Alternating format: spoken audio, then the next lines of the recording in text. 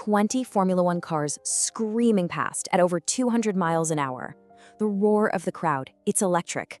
But then, it all goes silent.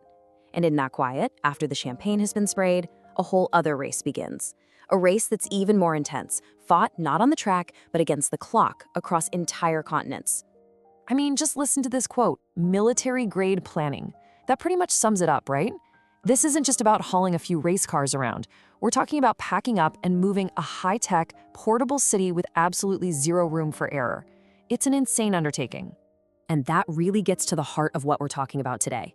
We all get caught up in the drama on Sunday, but what if the most complex, high-stakes part of a Grand Prix weekend is the part you never get to see? It's this incredible logistical ballet that happens completely behind the scenes. And trust me, it is fascinating. So let's start right there. The moment that checkered flag waves, the clock starts ticking on an operation that honestly seems almost impossible. These teams have to pack up their entire multi-million-dollar garage and somehow get it hundreds, if not thousands of miles away to the next circuit. And this is their deadline, 89 hours. That's it, less than 4 days to strip everything down, pack every last nut and bolt, travel across borders, and be completely set up and operational in a brand new country. There's no running a little late. It's just not an option. So what are they actually moving? Well, you've got to stop thinking of the F1 paddock as just a bunch of garages. It's more like a self-contained traveling village. Seriously, it has everything. State-of-the-art engineering hubs, kitchens that could rival a Michelin star restaurant, broadcast centers, you name it. And this whole village gets packed into boxes and put on wheels after every single race. Now, moving a city this complex around the globe is, as you can probably guess, ridiculously expensive. So let's get into the numbers behind this whole thing, because they are absolutely staggering. This is what it takes to keep this billion-dollar show on the road. Okay, so the logistics are basically split into two types.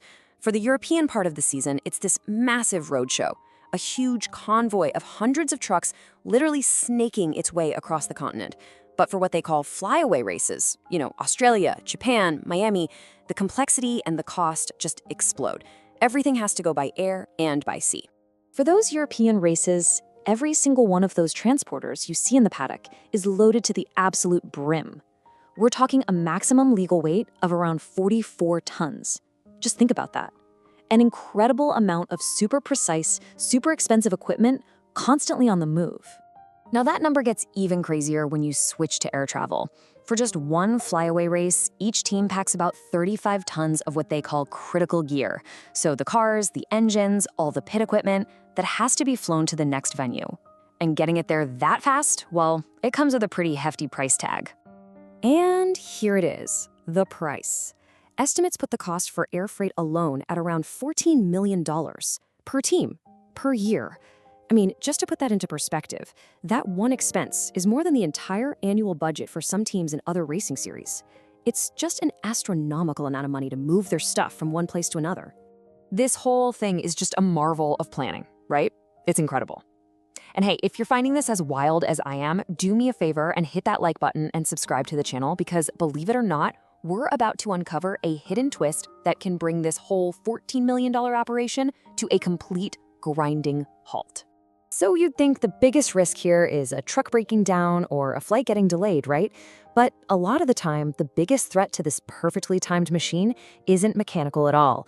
Nope, it's a single stack of paper. Think about it. Moving hundreds of millions of dollars of equipment across international borders, that requires a mountain of paperwork, especially for the UK-based teams who are now navigating all the post-Brexit rules. If you don't have the right permissions, everything just stops, dead in its tracks. And this is the document we're talking about, the ATA Carnet. The easiest way to think about it is like a passport for everything in the truck. It's a super detailed list of every single component, and it lets the teams bring all their gear into a country for the race without having to pay millions in taxes. It is absolutely essential. And this is where it can get really scary for the teams. A customs agent can just decide, hey, show me the item listed on page 47, and if the team can't find it because the car is in a million pieces across 5 different boxes, or if a serial number is off by a single digit, that's it. The whole truck can be impounded. And that doesn't just mean a delay, it means the team's car, their computers, their entire garage is stuck at the border while that 89-hour clock just keeps on ticking. The whole race weekend could be over because of a typo. So, we've seen the insane race against time and the high stakes battle with paperwork. But there's another, even bigger challenge that Formula One is facing. It's one that is totally reshaping how this whole logistical puzzle works. And it's probably not what you're thinking. Okay, get ready for this because it's pretty shocking. When you think of F1's environmental impact, you think of the cars, right? The gas-guzzling engines. Well, the actual emissions from every single car across every race for a whole season, that accounts for less than 1% of the sport's total carbon footprint. The vast, vast majority, a whopping 78%, comes from logistics and business travel. It comes from the very act of moving this giant global city all around the world. And look, this isn't some big secret inside the sport. Drivers like four-time world champ Sebastian Vettel have been really outspoken about the need for change. And his point is a good one. F1 is this massive global platform, and with that comes a responsibility to lead the way and find smarter, more sustainable ways of doing things. So, faced with this massive challenge, both logistical and environmental, Formula One is doing what it has always done best. It's innovating. It's applying the same genius-level engineering that makes the cars faster to make the entire sport smarter and more sustainable. And you know what? The results are already pretty impressive. For the European races, F1's logistics partner, DHL, has started running its entire truck fleet on biofuel. And the result?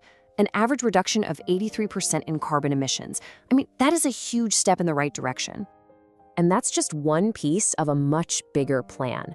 The sport as a whole has committed to being net zero carbon by 2030.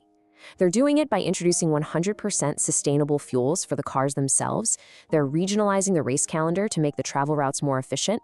They're shifting from air to sea freight whenever they can, and even cutting down on how many people need to travel by building remote broadcast centers. It's a full court press. But here's the coolest part of this whole story. It's how F1's obsessive search for efficiency doesn't just stay on the racetrack. The tech that gets developed in this crazy, high-pressure world often finds its way into our everyday lives, and sometimes in the most unexpected places. Just think about this. Way back in 2009, F1 introduced something called KERS, the Kinetic Energy Recovery System. It basically captures all the energy that's normally lost as heat when a car brakes and turns it into extra power. Well, that exact same idea, pioneered in Formula One, is now being used in London's fleet of hybrid buses. It's making them way more efficient and saving thousands of tons of CO2 every single year. So from sustainable fuels to energy recovery systems, the solutions F1 is inventing to solve its own massive problems are actually becoming solutions for the rest of us too. Which really makes you wonder, what's next? What bit of F1 tech do you think will end up in your car, or maybe even in your home? Let me know what you think down in the comments below. And hey, don't forget to like and subscribe for more explainers that take you behind the curtain of some of the world's most incredible operations. Thanks for watching.